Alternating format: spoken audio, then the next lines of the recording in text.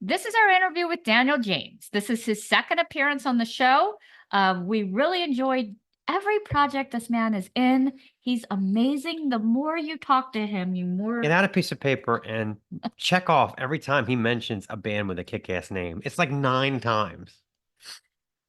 So we really enjoyed our chat. Glad to have him back. Very excited to hear about his new bands and many projects. And I think you're really going to like all of them. Yep. So take it away. So we haven't talked in a In while. ages, yeah. No. I just noticed your dog in the corner, by the way. Mm. Oh, yeah. He's usually here 90% of he's our third host most times. He's either here for the show or he loves to be here for the interview. Nice. Oh. Once in a while he'll mill around and like a microphone will fall and get tangled up. That's not good. No. I did like a live stream during the pandemic and you could hear my cat just fucking like booking all over the room. Yeah, we always do these via Zoom, as you know. But then we started live streaming on Instagram, and it doesn't have those fancy noise reducers like Zoom does, so you hear everything. Yeah. Usually he's running around. You can hear his collar going clink, clink. Because she'll be playing the Instagram live feed, and I'll be like, "Oh my god, that sounds like shit! Is that the dryer background?" You know, that's horrible. Or we do have 3 cats too, and if they come down, sometimes he will go at it with them, and it's like, oh hell yeah! I hope that happens. I mean, you probably don't want to deal with it, but I love watching animals play. God, we were like mid-interview with Hate Spear, and our ginger cat went boom and landed in the middle of our table, and he was like, "Oh my!" Yeah, that was really weird. Yeah, and he never does that. Usually they stay out of it. Jax is usually the only one here. Well, I guess let's start with the demise of Indonesian junk. I was saddened and surprised way back when to hear about that. Yeah, we were like working on a 4th album. And I think like Mike was just I think we worked pretty hard. So like both Mike and Johnny were kind of like I want to do other stuff. I think Mike might just be done with music in general. He's just, but he gave his drums to his kid. But then Johnny was like, yeah, I've like had other projects I want to work on. So they mentioned it to me, and they like we had a band meeting and everything was cool. Like we're still like best friends. I mean, obviously Johnny plays with me again, but I'll get back to that in a minute. Right.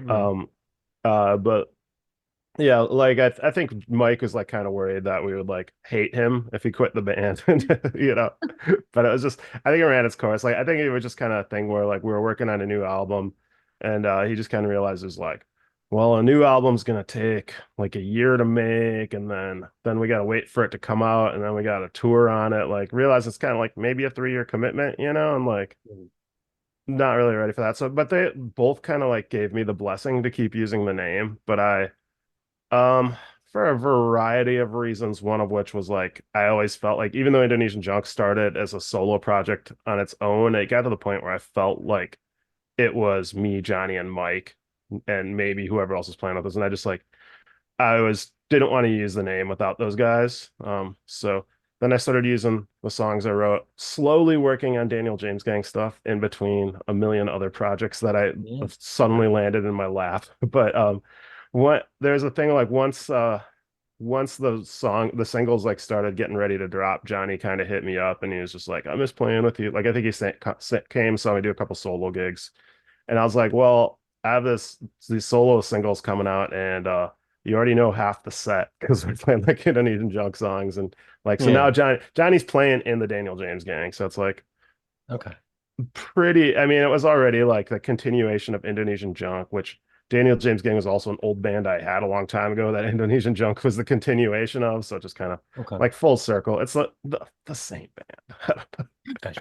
So you're playing Indonesian Junk songs at your gigs for it's right now. Well, I'm still like finishing up the record, like because we only have like our 3rd show is coming up this week. But like it's mostly Indonesian Junk stuff right now. Just like I'm trying to finish those songs, but it's just I'd somehow joined like 3 new bands.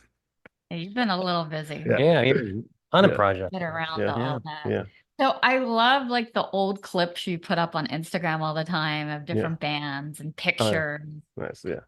And all your different varied punk flavorings.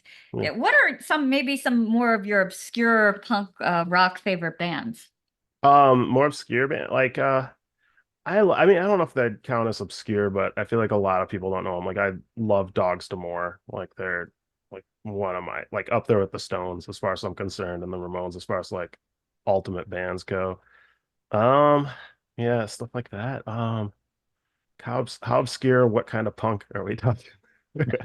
Any kind. It's Yeah. just Yeah. like Mark always like strive like Jehu. Okay. Okay. Yeah. Is that a That's Mark more Sultan like band? that's more Who's like in that? Okay. post punk. Yeah. Okay. That's the guy from Rocket from the Crypt, and then he Okay. did Yeah, it is a Mark What Sultan Jehu band. and Yeah, I thought I've White heard of Snakes. them. Yeah. I like the stuff I've heard. I've not really like done a deep dive into like all of his bands, which I really feel like I should because he's great. Yeah, for me, he's one of those guys that Yeah. like every project is worth checking out. You know, he's Yeah. kind of like I don't know, like what do they call that? Like a polymath, whatever. Yeah.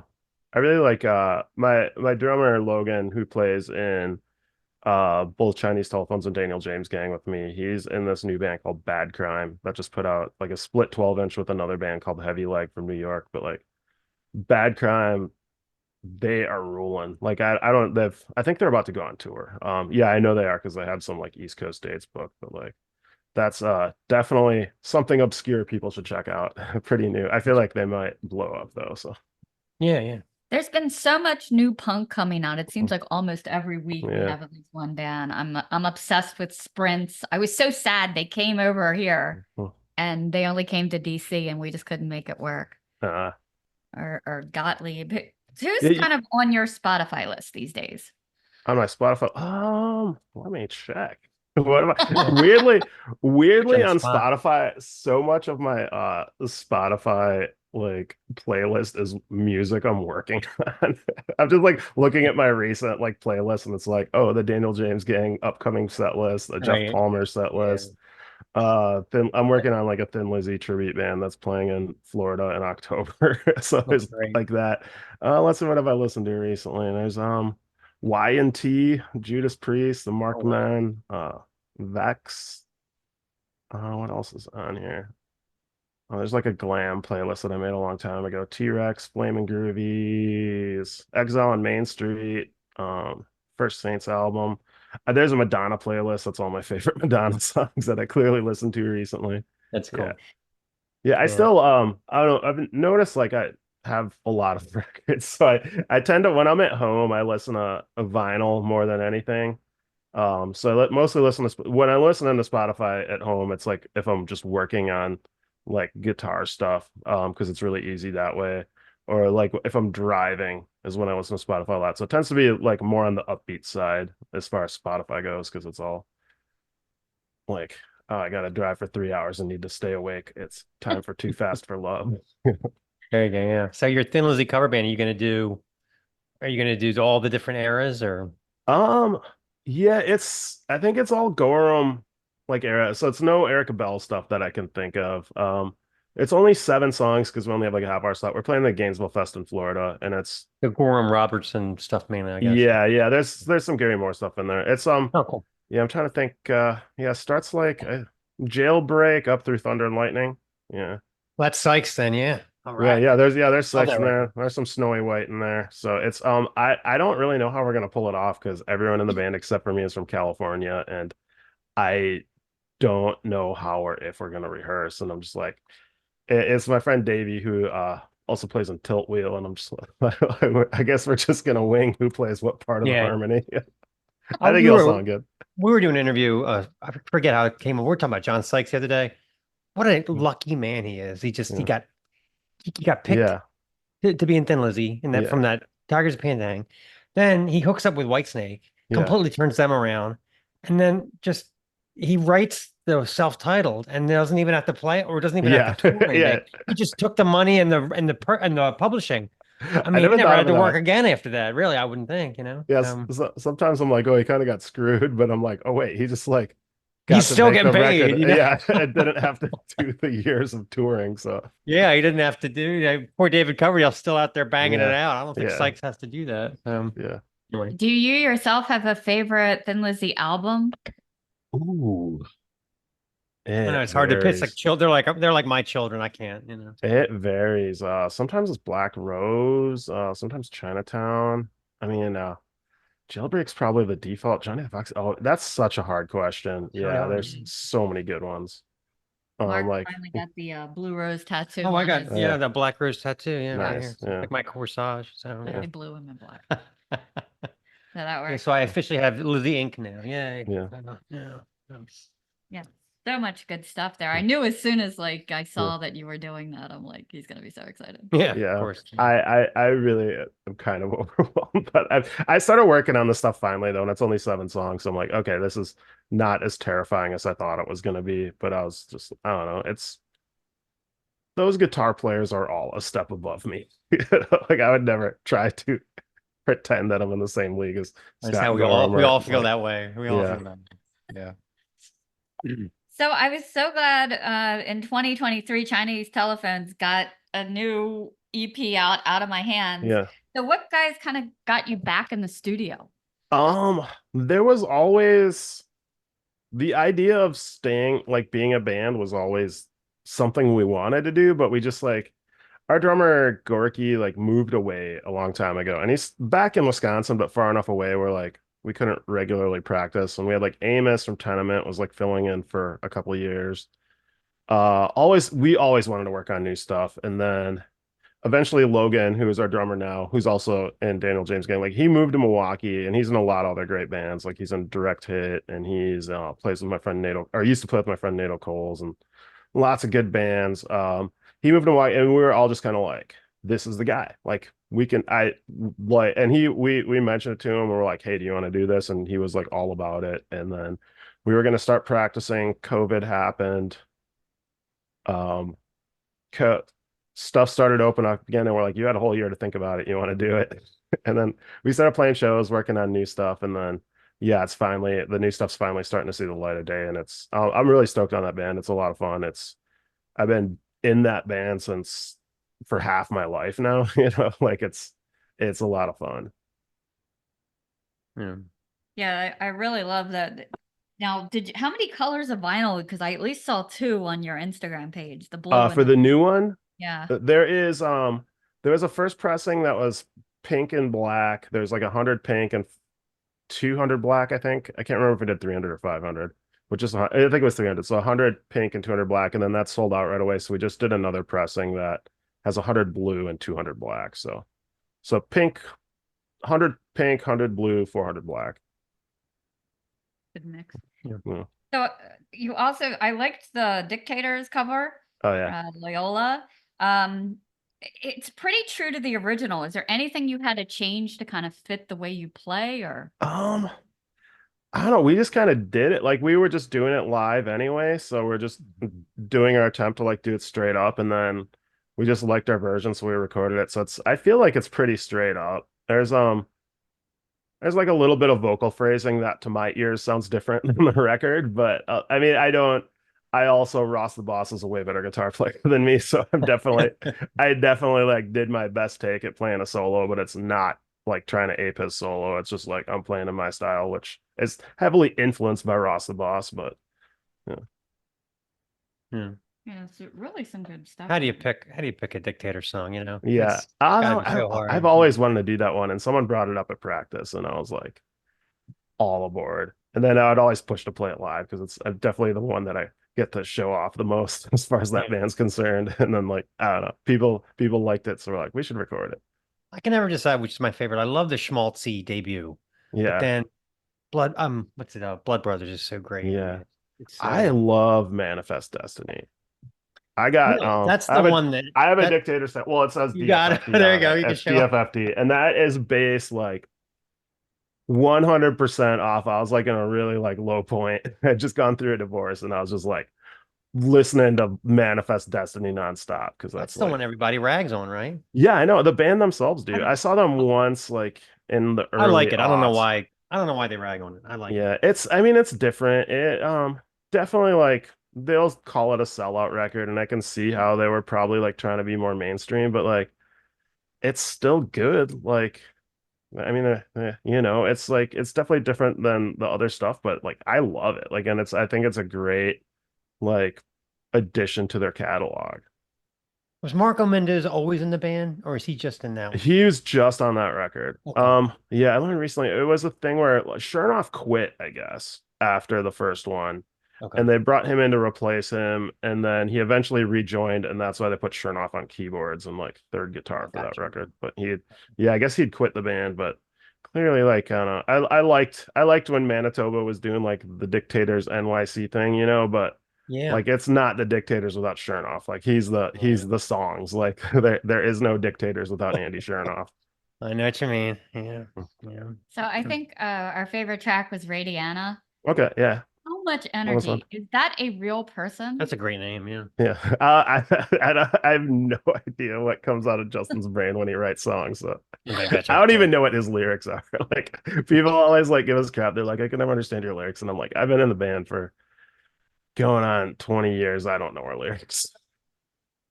Yeah, I always love different female names that come out Yeah. there. Like, it was funny. Like we were watching the show and they call this girl Sophia by Fia, and now I've seen Yeah. Fias Sophia pop by up Fias. everywhere. Oh, yeah. So maybe there'll be a Radiana out there. Yeah, maybe. Yeah. Yeah. Right up there with Layla, I think. Yeah. So you and have played a lot out with Chinese telephones. So what does a set list look for like you guys today? Because you've had such a long history. Do you go all the way Yeah. back or? I mean, we really only had one album. Like we had one album and a bunch of EPs. So like we do all the stuff from the new EP, by which we don't do Loyola every night. We do the three originals from the new EP, and then we do like a good mix of like stuff from the first album. Every once in a while we'll throw in like some other tracks from like our singles and EPs and stuff because we do like to mix it up. But it's mostly like the three new songs and stuff from the one album. Do you have a favorite one that you love to perform live? What is that? I'm drawing a blank on the name of the song. Live Like This. Sorry, I was about to pull the record out and look up the song title. Live Like This has always been my favorite one. And there was a while where we were not playing that one live for a long time. I think it was just because we're a punk band and like some like pop punk kid was just like, that song's boring because it's more mid-tempo. And I was like, that's almost my favorite. And I don't know, everyone else like got like kind of self-conscious about it. We never played it. And then when we finally like started playing on the regular again, we're just like, I think Justin always wanted to bring it back, and I really like pushed to bring it in the set. And it's just like, I don't know, there's just something about like that guitar melody. Like I love the guitar melody I play on that, and it just, I don't know, it kicks up a lot of emotions. It's really nostalgic for me. It just like reminds me of being on tour like 20 years ago, and like just cool. traveling the country and stuff, and just like like there's a lot of there's a lot of life in those songs because like we've been playing them for 2 decades now, but it's just like that one just really like whenever we play it, like it's just like all the feelings hit me, like still every time we play it. Yeah. You have any any particular memories of this tour? Any madcap, any hijinks? It almost downed us. You came all the way out to PA. Yeah, we did. Yeah, we did Pennsylvania. We did DC, but yeah, we didn't hit Baltimore. We tried. I hit up some friends in Baltimore, but I think we only had a week to go. So I'm trying to think like oh, New York. New York is always fun. We had like a crazy show in Philly, which was like, we just opened for another band and it was just like it was a Monday and it was just like a gigantic room and like it was just like sold out on a Monday night. And I was like this is a Monday. I don't know. Like usually people are like, oh, I wish you could get you here on a Saturday and like that. Yeah, that was nuts. Yeah, New York is always fun. Like always have the best time there. Trying to think what else. What was fun? Cleveland was really fun. We played with this band called The Mist. I don't know if you'd have heard of them. They're I'll throw them out there. Yeah, Mickey, who used to play in some bands called like New Creases that would play with us and stuff. She's in another band called Zanny Stars. But yeah, The Mist, they're really good, like very like Wipers-esque. Cool. Oh yeah, and she was in Love Greg Sage, yeah. Yeah, Nervosas was the other band she was in before The Mist. So you did some shows with the Marked Men, I think. Oh yeah, we just did like 2 with them. Those were great. Our tour was originally kind of booked around them, and then we had a work issue, but we still had those shows booked, so we like we're like, well, we'll still do those Chicago Milwaukee shows. I didn't realize they were still together. I mean, I remember when the first album came out. I was a Yeah. huge hype when the first album came out. Yeah. They do like occasional. I mean, they don't put out new stuff. They're all active in other bands, but they still try to like do a couple shows a year. They seems like they're doing a lot because I think it's kind of like the 20th anniversary of on the inside, on the God, I outside. feel old. Yeah. Really? I Jesus. know, yeah. But we go way back with those guys. Like my first ever band, Los Nosferatu. We our first out of one of the first out of town shows I ever played was with the Reds in Green Bay. They're all like pre-marked men band. I dislocated my knee on stage. I was 18 years old. All right. I was too like I thought I hobbled back to the stage and finished the set with my knee like hanging out. Did like you I just jump or fall or? I really don't know what happened. It just like I just like collapsed on stage. It was Geez. weird. But I mean we go like because those guys Jeff and Mark produced the Chinese Telephones album. And there was a while where we kicked out our bass player who played on that album. He's just all around horrible human being. I don't want to get into it, but he's just one of the worst people that's ever existed, and I'm not exaggerating. But why is it always the bass player? People say. I don't know. But when that happened, like we like Andy, who was our original bass player and has been back in the band ever since the album came out, like came back. But there was like a brief moment like where we had like the first time we played Gainesville Fest, we had um Jeff from Mark Men played bass for 2 shows for us, which was awesome. I sometimes go back and I'm like, I was in a band with a Marked Man. Yeah. He probably barely remembers it, but it's definitely like a highlight. Yeah. So a couple new bands I discovered just last week. You might know them. I want them to be good. I haven't listened to them yet. One's called Patsy Decline. Have you heard of them? I haven't heard of them. I but haven't heard like them yet. Yeah. I'm going to. It's on my list. And then Okay. the other one is called Moron's Moron. But I didn't know if you might have know who they are. I don't know either. I like a good band please name. Be though. good. Yeah. Please be good with those names. I mean, so yet another thing you're involved in. You're a very busy guy. This World in Action thing. Oh yeah. So that's a little more different for you, being a little more political. Yeah. How did that come together? Weirdly, it was Bonnie, the singer. I've always been like really good friends with her. We used to work at this call center together, like back in the day, and we've just always been friends. And she was in like this other great, like kind of street punk band called Lawless. I don't know if street punk's the right word. She'd probably get mad at me if I said that. But they were really good. And like she just she hit me up. I just remember last year at this like outdoor festival, she was like, I need to talk to you about something. And I was like, never got back to me. And then like weirdly, like another friend of ours just texted me one day and he was just like, I heard you're doing like a kind of like post-punk anarcho band with Bonnie. Like, and I'm like, I don't know anything about it, but I would love to. And it was just like kind of worked out where it was just like maybe 2 weeks. Like we had the first time her and I got together to like flesh out ideas was like 2 to 3 weeks before like Indonesian Junk broke up. So it was just like it was really cool because I'm like, oh, now I got something to like focus on and stuff. But yeah, I'm really stoked on it. Like it's a different weird stuff. Yeah, and it's kind of a weird mishmash of people because it's like her voice is great. I love it. We just recorded like I don't know if it would count as an album. We did about 8 songs, maybe a mini LP, EP. I don't. It seems too long to be an EP, too short to be an album, whatever you want to call it. But yeah, we're just like starting to get roughs back right now, and I'm really stoked on it. It's so much fun. Like Kelsey, our drummer, is just a maniac, and like Gilly, the bass player, like comes up with most of the riffs. I've come up with a couple. I usually like kind of work my way. My favorite thing to always do in bands is I take other people's parts and then accentuate them, But he's the riff master and he just like comes up with wild shit. And then I can say shit, right? It's not absolutely. TV doesn't exist anymore. Yeah, it doesn't. Right? The FCC doesn't cost more than the people podcasts. So I love those wailing guitars in the final war. How does it feel to bust that out? Wow. Kind of hard. I'm starting to get it now. As it's like it's very like that's music I've always like been way into, but like also not the kind of stuff I've ever really played. And I'm Yeah. trying really hard to be less rock in this band, you know, which is why I like throw so much like chorus and stuff on it. I'm just like, Yeah. I'm trying not to be like stereotypical Daniel James when I play in that band. And it's weirdly, getting the feel of it now, but yeah, that solo was just definitely like I did a lot of takes on that, which is weird considering the fact that we recorded it in like 3 hours. But yeah, it was just very, especially laying that down. It was like I feel we played live enough now where I'm like, okay, I got it. But like that was pretty difficult for me actually. Yeah, Interesting. Because it's like, there's crusty leads. It's usually it's yeah, just a few notes, but it's I guess it's the way you hit them, the way you attack yeah. them. That howling sound. Yeah. Well, here's a good question for you. I was arguing with my brother about this the other day.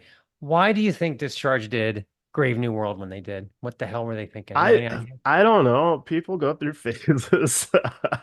I, it it And they makes like totally got away with it now because everyone's forgotten about it. But we're yeah, just like, what? it What? makes no sense to It me. doesn't Like make any sense. I still try to wrap my head around it. And Like it's the same lineup and everything. It's yeah. as Hear Nothing. Yeah, I mean I definitely see how they kind of like broke up for a while after that, but My I mean brother I was get like, well, they saw that metal was making more money, and I'm like, give yeah. me a break. I don't think they were trying to make more money. Yeah, I mean they were probably into that stuff, you know. It's I mean they were all like clearly there's like metal influence in that first record, you know. And Yeah. it's I mean not that kind of metal, but like it's just like such a weird 180. Like I cover a lot of stuff. Like I play in a lot of different bands, but it's the sort of thing where it's like if I put out Hear Nothing, See Nothing, Say Nothing, and then all of a sudden like the same band like wrote a new set of music and it was Grave New World, I'd be like, maybe we should use a different band name. A different band name, You exactly. know, like, That's what you but should I have. mean, I remember getting the Al's promo. I yeah, got the promo photos and they looked like the cult. And I was like, what the hell is this? I mean, yeah. what is this? What are these outfits? And it wasn't even gradual, where it's like, you know, like some bands will like gradually make that shift, and that was just Uh-huh. like overnight. Like, and it's I mean, I was too young then to really know what was going on. So like I definitely was like I don't I was alive during that time, but I definitely wasn't Right, hip to right. Discharge or Punk, so I don't really know like Yeah. what would be going through people's minds like in that Mm, pre-internet making records era. So like maybe it made sense to everyone in the band at the time. yeah. I know it definitely didn't make sense to Discharge I fans at the I read time. something, I think it was HR from Bad Brains, somebody from Bad Brains, who said, "Oh, I made sure that when they play live, I got up above them and spilled beer on them when they tried to play those songs." Like he took matters into it. They were like throwing ice at him and Yeah. shit. I guess that's passion, right? Yeah, it still blows my I still like try to give that record a chance every couple of years and I'm It just doesn't like, really like ever no, pick I up can't is the do it. Yeah, thing. I can't get it. And I love like hair metal. Like I Yeah, and if they love were trying to that. go for like a King Diamondy kind of thing, that Yeah, I'm into that, but yeah, it has that same kind of tempo like the whole time. That's the yeah. problem I have with it. So I don't I know. mean, there's the thing my friend Patty pointed out once. It was just like metal bands trying to go more punk in that era seem to like do it better, but like punk bands trying to go more metal were just like there's definitely like a talent deficiency there, you know, for like the metal bands that went more punk seem to like pull it Yeah. off, and the metal bands that or punk bands that went more metal just like Yeah. weren't as good. Yeah.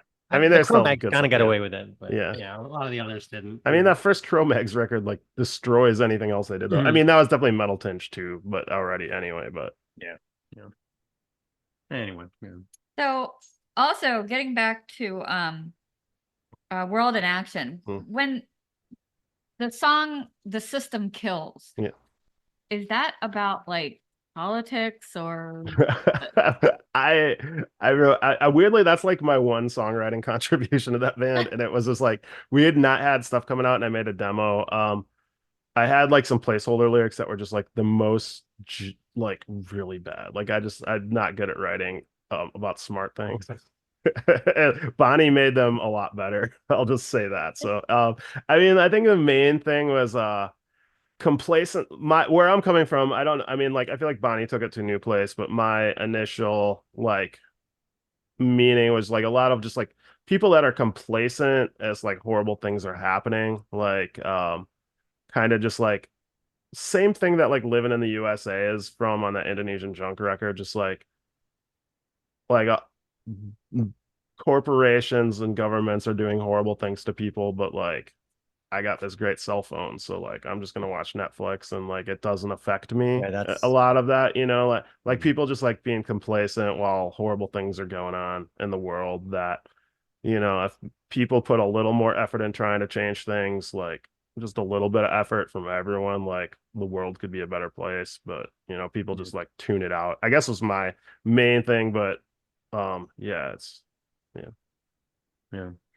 Yeah, it's tough, you know, when you see all that horrible stuff going on in Yeah. other countries, and most people I think are like, well, what can I do about it? Yeah. Well, there are things that you Yeah. can do, even if it's just sharing the video of what's Yeah. going on. You're doing something.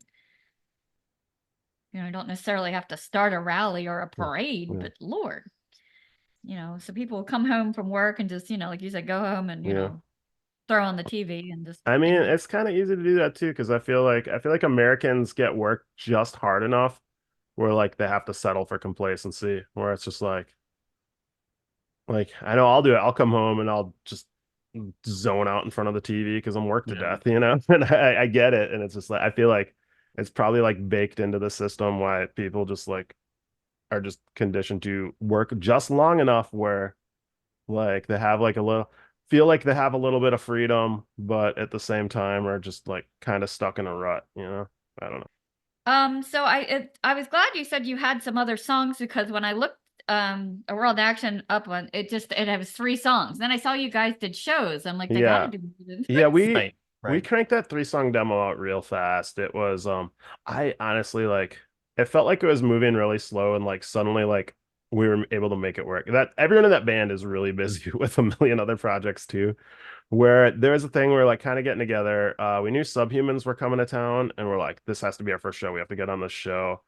And it was a thing where they're like, well, like their agent was like, I need a demo before you can get on the bill. So we cranked it out. I feel like 2 weeks before we even hit the studio, like we didn't even have those 3 songs down.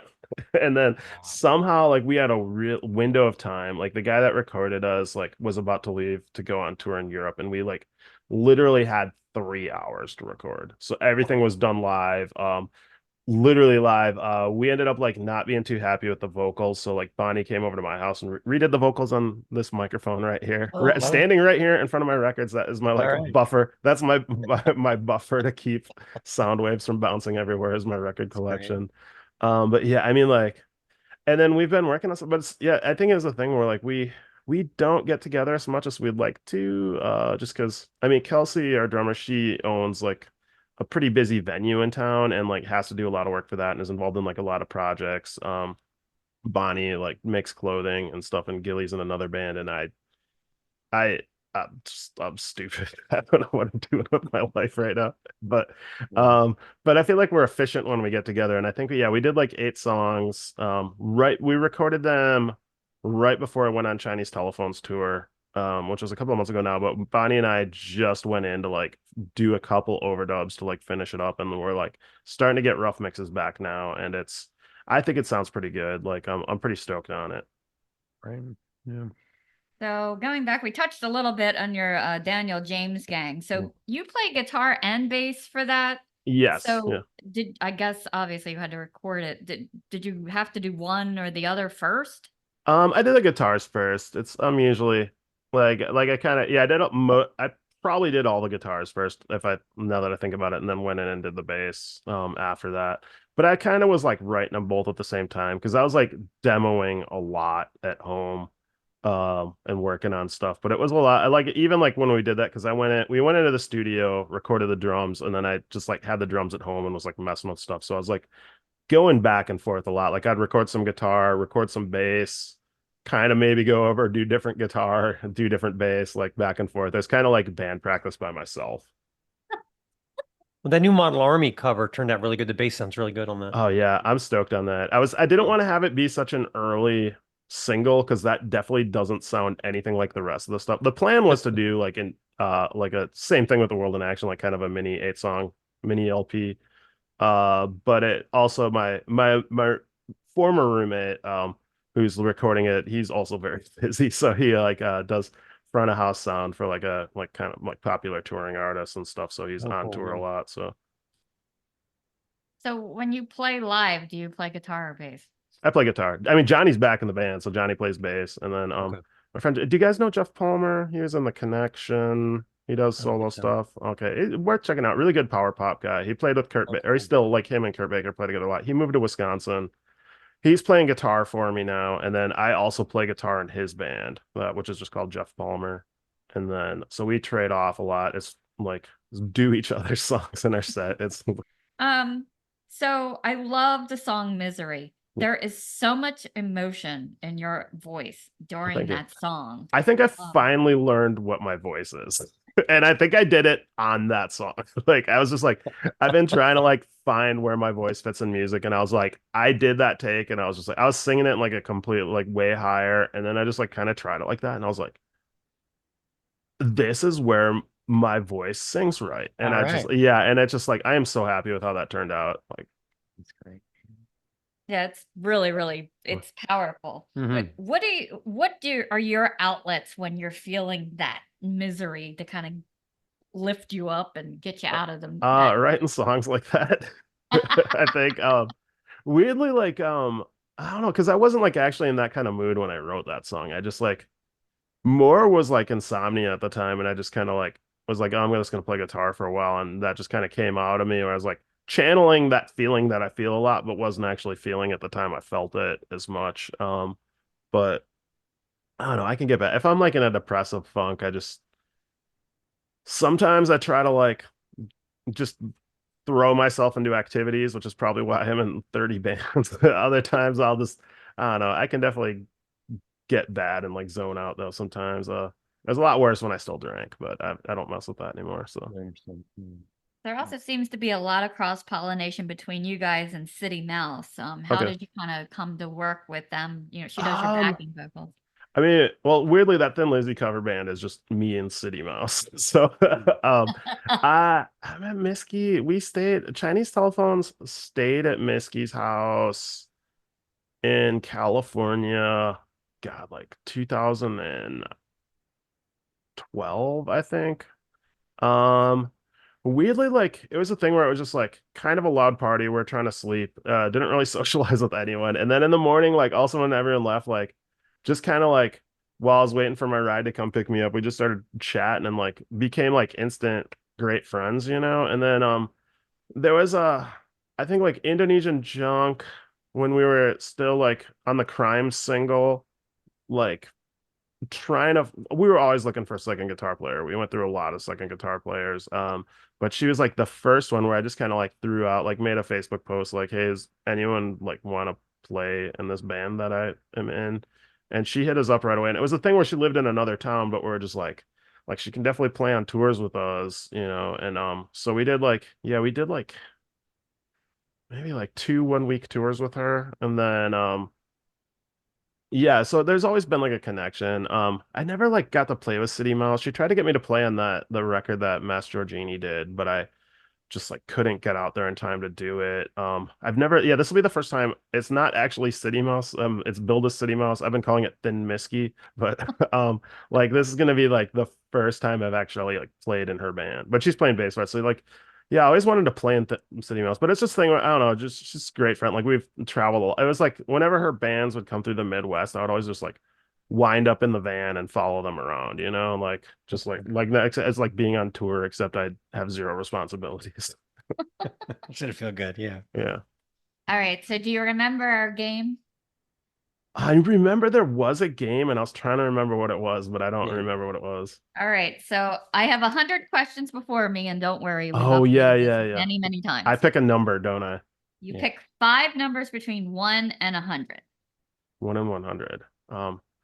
Ooh, this would have been easy if I had originally had this set up in my room that I play D&D in, so I'd have dice to roll. But 5 numbers between 1 and 100. And I'm trying to think. I'm sure I picked 69 last time, so I'm not going to do that one. Unless they're new questions. Okay, all right, 69. I refresh them periodically. All right, 13, 27, 99, 49. Lots of nines today, I guess. Yeah. Yeah. They just seemed like good numbers as they came out. So you did want 69 first. Yeah. You got one. All right. Does everyone pick that? No. Well, I actually have to change that one out quite a bit Yeah. because it's like horrible, but It's the 66s and 77s. They Oh usually and yeah. the 13 usually. Yeah, we got Oh it. yeah. Oh yeah. 77. You probably get a based lot of on punks that are our like last 77. episode. Yeah. What are your feelings on taxidermy? Taxidermy. Yeah. It taxidermied animals are just like terrifying enough in a way that like I'm fascinated by them. Yeah, I don't know. My dad was like a hunter and a fisherman, so when I was a kid, so there's definitely like a lot of like fish and deer heads everywhere. It's it's interesting. I guess I don't really have any strong feelings either way. Like it's it's as far as like I did think about when my cat died, I kind of wanted to get him like taxidermy, especially because it would be terrifying, and he was kind of a terrifying cat, and I knew you'd appreciate it, but I just had him cremated instead. But so I guess I've contemplated having my cat memorialized that way, so I guess Yeah. I would be pro. I think in your part of the world, it's a little more Yeah. accepted than like, say, right in San Francisco or somewhere like Yeah. that, where people are a little more liberal. They might not like it as much. Yeah, I mean, I will say like usually people that like have that stuff terrify me. There was one of the first songs I ever wrote was called The Hunter. And it was really bad. It was like the worst kind of punk shit that like no one should ever hear. But I was definitely like in high school when I wrote it. I definitely wrote it like sitting in my living room, like looking at this muskie my dad had on the wall, and it was just the bad punk lyrics. It was just like I got animal corpses on my wall to prove I killed them big and small. And I was a vegetarian at the time. I was a vegetarian for like a very long time and still kind of wish I could be. I mean, Mhm. yeah. Yeah, we talked about that scene from Psycho last week on the show where she walks into the room and all the taxidermies all attacking birds, and it's just such an ominous Yeah. scene and creepy. Yeah. I mean, I think like, if you hunt for food, that's cool. Like I love venison, but like people that are like going to Africa to like kill elephants and shit just to like for Yeah, sport, poaching. Yeah. like Yeah. Jimmy John from Jimmy John's, like Yeah. that shit is lame. Like I don't support that at Yeah. all. Like We found this disturbing trend on Etsy. People are selling like mice that have been yeah, taxidermied and are like holding a beer and smoking a cigarette. yeah, And they're like $200. I'm like, really? For a dead Like rat? bad enough yeah, the mouse yeah, probably already died from cosmetic testing. yeah, Now yeah, you're no gonna kidding, yeah, even yeah, in death, it doesn't get a break, yeah. Not on Etsy. They're out to get you. All right. Number 13. What would be on your ultimate sandwich? My ultimate sandwich. Ooh, that's rough. I know people don't like tomatoes. I love tomatoes. Um, some sort of hot pepper. Big like turkey, poultry fan, turkey and chicken. Some sort of cheese. I like Munster. Um, I try not to eat a lot of mayonnaise, but when it's on a sandwich, it's really good. So I'm gonna actually Yeah. put it on there because it's the ultimate sandwich. The ultimate. Yeah. Yeah, like a good good like a like an oat grain bread or something. Maybe a sourdough. I don't know. I never thought about it. I usually just take whatever's there and make it, but I'm trying to think of my favorite things when stuff is there. I was reading this article. It might have just been on a Reddit or something, but the $5 footlongs at Subway are now like $13 or something. That makes Somebody had sense. said we were losing money on these the whole time. Yeah. Subway is so horrible. Which I guess, duh. Yeah. I mean, Yeah. it doesn't make sense that they'd be making any profit on a 12-inch sub for Yeah. $5 with meat, There's a Subway and a Pizza Hut both within like a block of my house, and I was really excited when I moved here because I moved like for the first 20 years I lived in Milwaukee and just kind of like this artsy neighborhood that definitely wouldn't allow anything like that in there. And I was just like, oh my God, I'm like walking distance from all this trashy food like that. I was so stoked and like, yeah, I went a couple times and I was just like, okay, that charm has been lost. Yeah. That's the end of that, right? Yeah. All right. Number 27. If you founded your own country, what would you name it? If I founded my own country, what would I name it? Weirdly, I thought about this before, but I can't remember where I was at. God,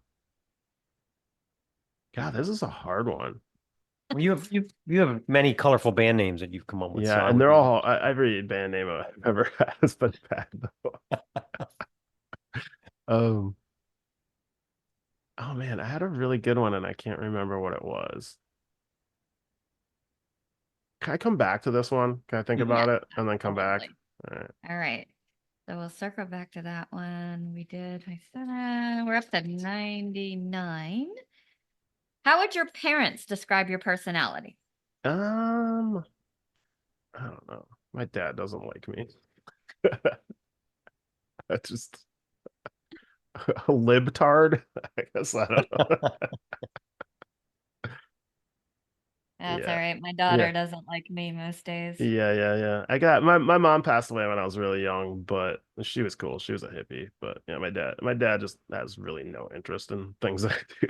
So I try to like maintain a friendship with him and he tries to maintain one with me, but we're just completely different people, you know? So it's like, yeah, Oh, I get that. That's like her and I, and she's gonna yeah, get married and she's gonna be the biggest bridezilla, and I've yeah. already had it and it's over a year away. And I'm like, oh my God. There is okay, my dad one only once ever my dad came to see me play music. Um, My old band, the Motorcycle Prom Dates, was playing in my hometown, which is Stevens Point, Wisconsin. I'd already been living in Milwaukee for a while. That's a great name, by the way. I yeah, love Thank you. that. Yeah, it's thank you. It's one of my favorite bands I've been in. But we were playing. We had already played, and we were down. I was downstairs, just like hanging in the green room while there's another band on stage. My dad walked into the venue and just thought the bass player in that band was me, and he was loaded, and just like hugged the bass player in this other band. And was like, "That's my boy." Oh my. And then the owner of the venue just comes running down. He's like, Dan Upperman. Oh, that's my real last name, by the way. I just let that slide on the air. But he's like, your dad's here. And I was like, oh, cool. And he's like, get him out of here now. So I've had an interesting upbringing. Let's just say that. That's funny. Yeah, I'm not close to my parents either. The way I like to mess with people, they'll say, "Are your parents still alive?" And I go, "I don't know." Yeah. And they were like, "Oh, It's, all I mean, right. I love my dad, but he's also just like, I think we're just different that worlds. story kind of puts it all in Yeah, perspective." yeah, yeah, exactly. Yeah. It's tough. I mean, my sons and I, we get along great, but you put her on top of things and it's all like, you are gonna get your hair and your makeup professionally done. I'm Yeah. like, yeah, I will whatever. say, I will share this story with you. When my son played lacrosse, I cheered for the wrong team because they all had there were Did you different know? ages playing at the same time, and they Oh, you all were like had cheering for a different like age red of helmets. Well, the here's the same thing, right? school. They all had red. I don't know why the hell different ages didn't have different uniforms, but red helmets and navy blue jerseys. I'm like, wow, he's really aggressive. Good job. Wasn't him at all. I remember my ex-wife's like, "Are you going to cheer for your son?" And I was like, "Shit, I was on the wrong."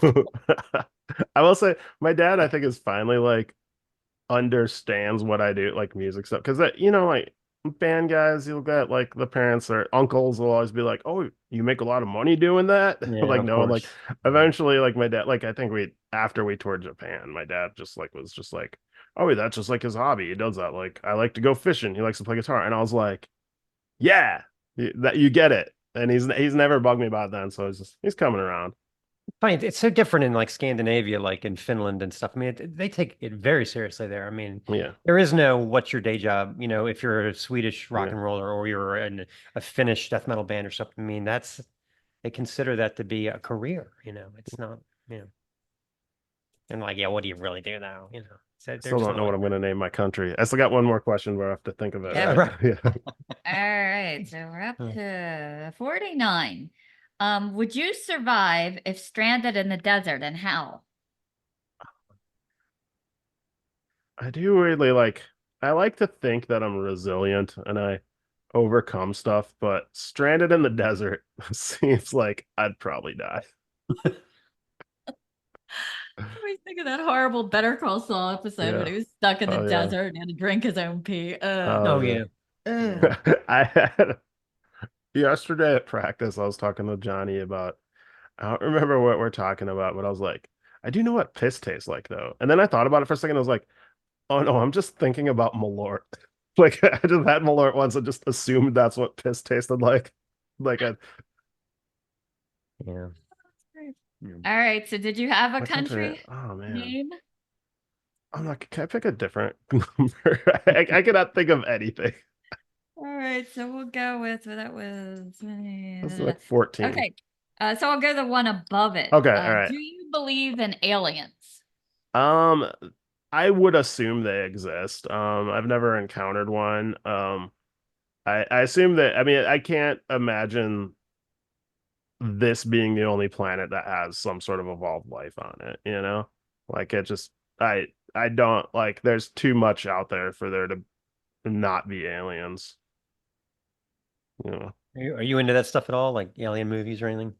I mean like I'm way into sci-fi, so yeah, it's What's I it mean called? I'm Eight way into body Green problem. Lantern, so yeah.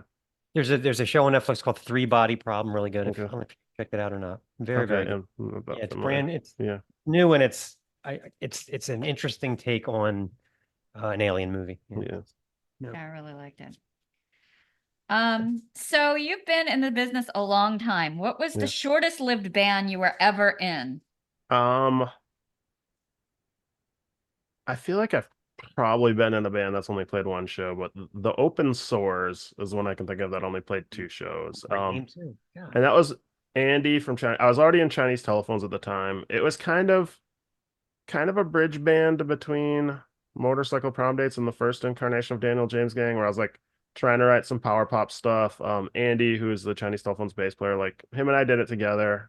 Dave, who played in Indonesian Junk, like when we first started, was the drummer. Steve Doe, who's in the Phylums, and I think one of the bands was he in? He played bass, but we played two shows. We started like I think our first show was the same weekend as the first Chinese Telephone show. It just kind of fizzled out. Dave was not feeling it. He quit, and then we tried another drummer, and I was just like, it suddenly became a lot more pop punk with a different drummer, and I was just like, this is not what I want to do. And then yeah, and then I think they eventually changed to because the drummer that replaced him was named Nick. They existed as a band called Andy and the Stevie Nicks for a minute. I don't even know if they played shows or not. And then shortly after that, like we kicked our first bass player out of Chinese Telephones after our first tour, and Andy joined, and that I think that kind of like fizzled all that out because they're just the two bands just kind of turned into one band, but it was still based around Justin's songwriting. So, but there was a moment where we were gonna do a split 7-inch with Chinese Telephones on the Open Source, and I was like. Back then, I did not have money at all, and I was like intimidated. I was like, I have to pay twice as much as everyone else that's going in on this. Like, Yeah. Did you ever consider writing your memoirs based on like all these different bands and all your different experiences, your success with I sobriety?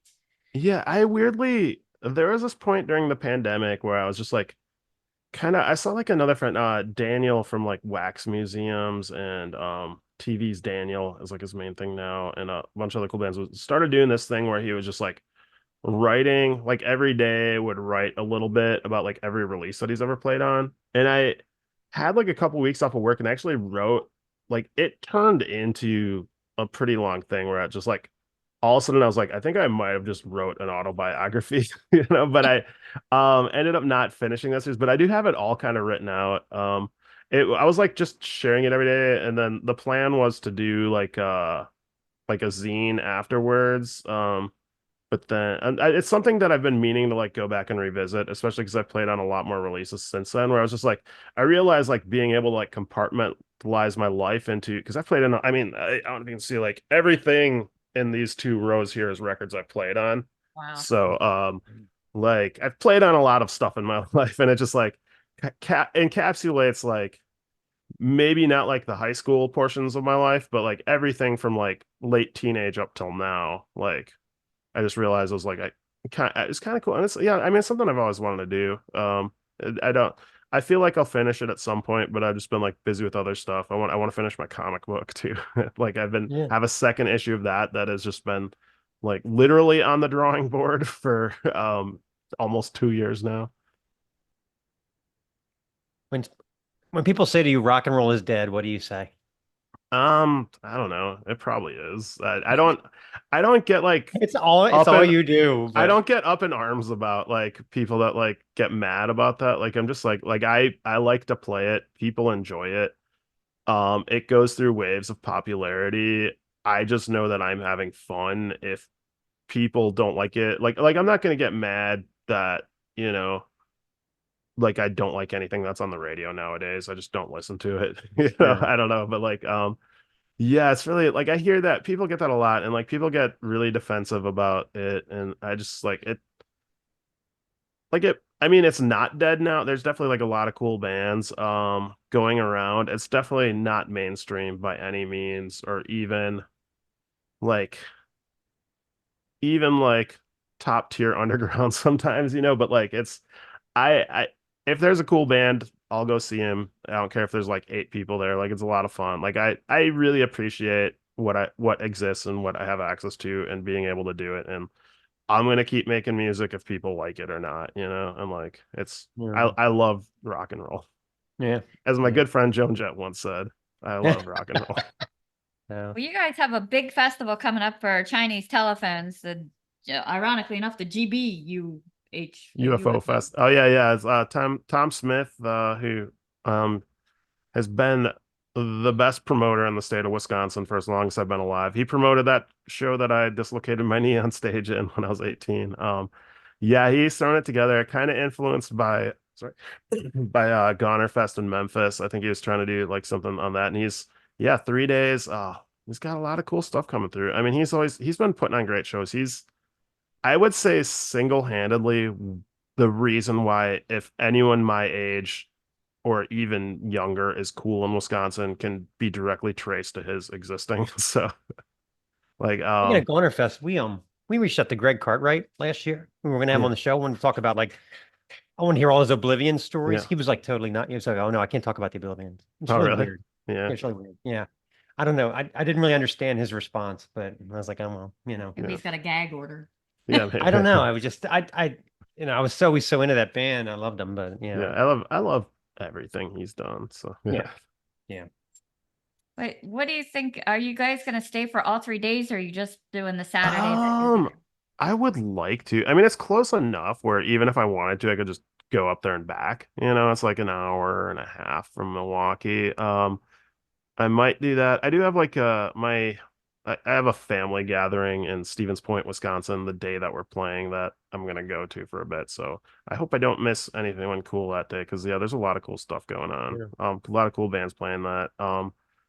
Yeah, I'm pretty stoked on it. And there's like especially yeah, there's a lot of stuff I don't want to miss. So I'm sure I'm gonna be there at least part of every day. So Oh, I know what it is. Did you get? So you are going to be playing with the Subhumans? Did you get no, that? that was the first World in Action show. It was a little over a year ago now, like end of May 31st last year. That was the first World in Action show. That Okay. was awesome. They were so good. I can't believe like I was like thinking about it and I was like last time I saw them they were still really good, but then I was like, wait, that was in 2004. There's a lot 20 years between them, but they destroyed. Like I was so inspired by how good they were. Like that just like it was life affirming. Yeah, as long as they've been around, it's really something. Yeah. Yeah.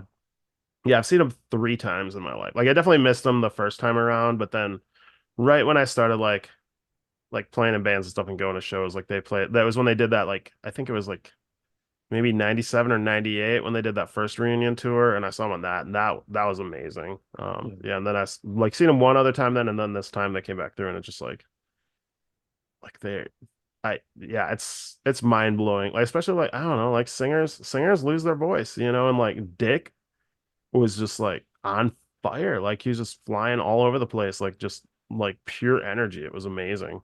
I think it's how you take care of your voice too, Yeah, and genetics and whatever else. yeah,